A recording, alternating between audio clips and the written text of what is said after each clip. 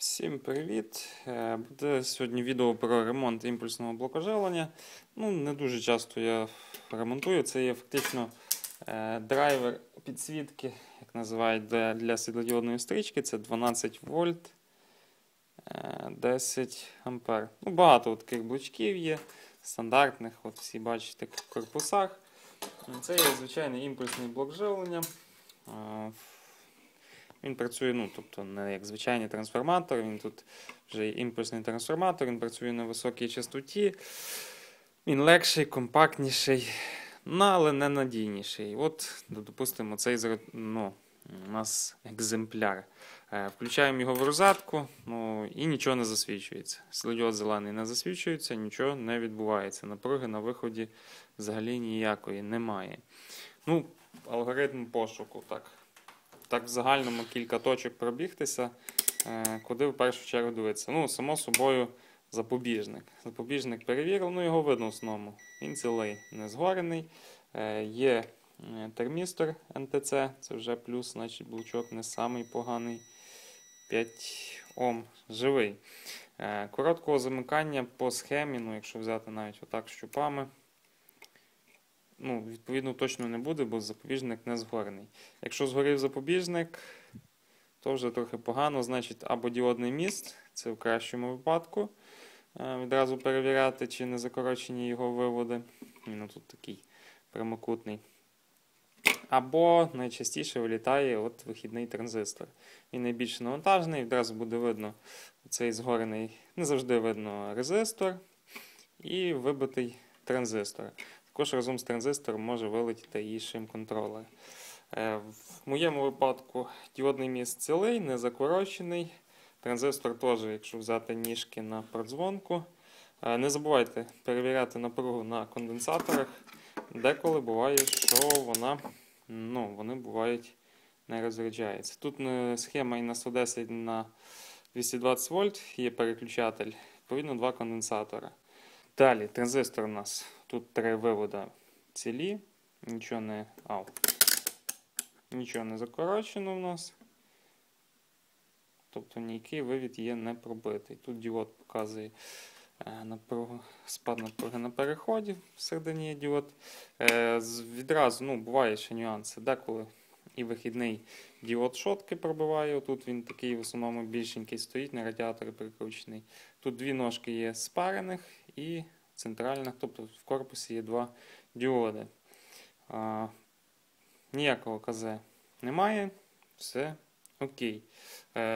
Можна навіть перевірити, чи нема короткого, просто вивід перевірити, чи нема КЗ на виводі. Тобто на виході. На вході, на виході ніяких коротких замикань не має бути. Буває таке, що напруга пульсаціями, якимись там скачками може бути на виході.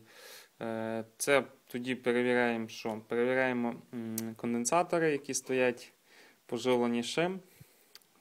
Тут оцей конденсатор. Шимка тут УЦ3845, стандартна проста шимка. Є 12N60, це 12 А 600 вольт транзистор. Дві оптопари стоять. Оптопари деколи також можуть бути закорочені або несправні. Також їх потрібно перевірити. Напруга нестабільна з скачками. Тут стоїть такий стабілізатор напруги вихідної з опорною напругою 2,5 вольта TL431. Він завжди стоїть на виході в основному. І цією круцькою задається напруга на виході. Там не в великих межах, здається, від 10 з копійками до 14 з копійками вольт можна виставити напругу. В рідких випадках навіть оця круцька може мати неправильний опір. Тобто окислилося, щось там їй сталося. Також її потрібно перевіряти в такому випадку. У мене тут все добре, тут добре, тут добре. Шим. Деколи шим просто перевірити, якщо її пробиває, пробите по живленню. Тобто подивитися даташит, живлення VCC і ground. Можна просто на самому цьому конденсаторі, завжди стоїть конденсатор по живленні шим. Коли він висихає, вона або не запускається, або напруга нестабільна. На конденсаторі в цьому може бути КЗ. Тобто поставили на продзвонку, Якщо КЗ немає, воно або в одній полярності воно покаже якийсь опір великий, а другою покаже нам спад напруги на діоді, який є або в шим, або стоїть десь зовні по схемі. Тут також все окей. Нічого згореного візуально немає. Все добре. Тоді що? Включаємо в розетку. Що робити? Коли включаємо розетку, потрібно бути дуже обережним, тому що тут висока напруга. Так, я включив розетку. Відразу на постійну напругу на конденсаторах. Так як у нас тут спільна точка, беремо крайні точки 220 вольт, 312 вольт. Нормально все. Так, щоб ви запуталися. Тобто в нас напруга на конденсаторах є. Далі дивимося напругу на живленні самої шим. Так як я показував там конденсатор, оцей золотенький конденсатор, у нас оцей, зараз я виключу, покажу ці виводи. А в нас по нулях. Живлення на шим не приходить взагалі ніяке. Не закоротити. Так, виключаємо з розетки. Включаємо з розетки, дивимося. Це у нас є оцей конденсатор. Виводи з шим, куди вони йдуть. Значить, ground тут. П'ята ніжка це є в нас маса. І живлення це є в нас сьома ніжка, так? Запутався. Так, сьома ніжка це в нас є плюс ВЦЦ. Є плюс-мінус на цьому конденсаторі. Дивимося, як у нас організовано живлення самої шим. Так, поближче якось показати. От, допустимо, шим. Цей конденсатор. Мінус у нас. Тут видно біла полосочка. Мінус. Пішов сюди. Куди він далі? Є перемичка сюди і переходить на мінус. На мінус конденсатора. Тобто ми маємо масу. Є. Все нормально, вона заходить аж на цей конденсатор. Тепер плюс.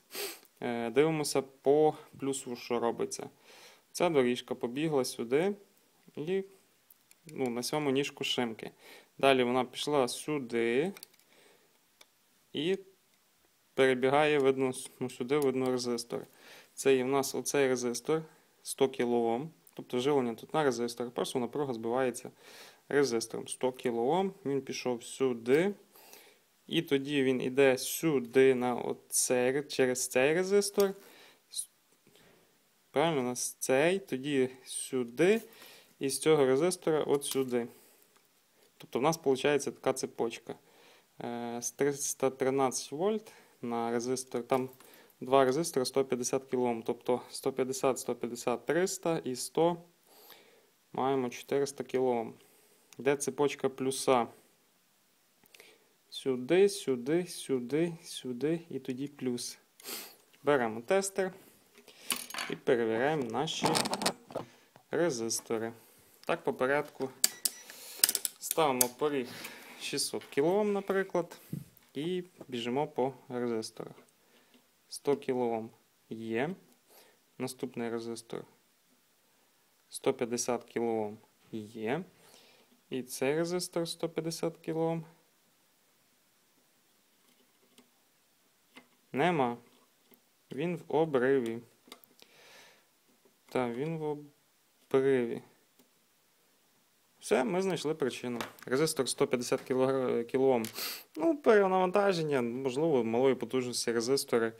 І от самий слабший резистор вийшов з ладу. Зараз 150 кОм шукаємо резистор, ставимо, і схема має запуститися. Так, зараз знайду резистор і продовжу відео.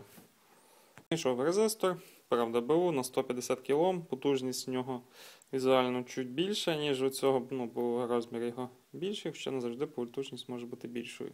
148 кОм, зараз запаюю і дивимося, будемо дивитися результат.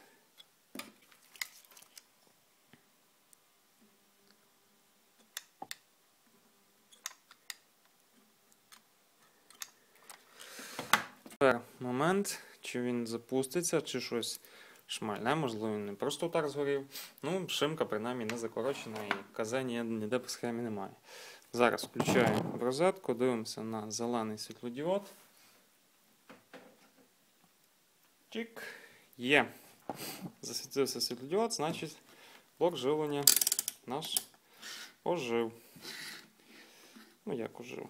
В дужках ожив. 12,26. Так, крутку я пробував крутити, чи воно не окислилось. Виставимо 12 вольт. Хай буде 12 там. І 1. От так. Одна така от запчастинка. Один резистор копієчний. І блок живлення не працює. От наш виновник ремонту. 150 кг. Тут, не знаю, 0,25 Вт.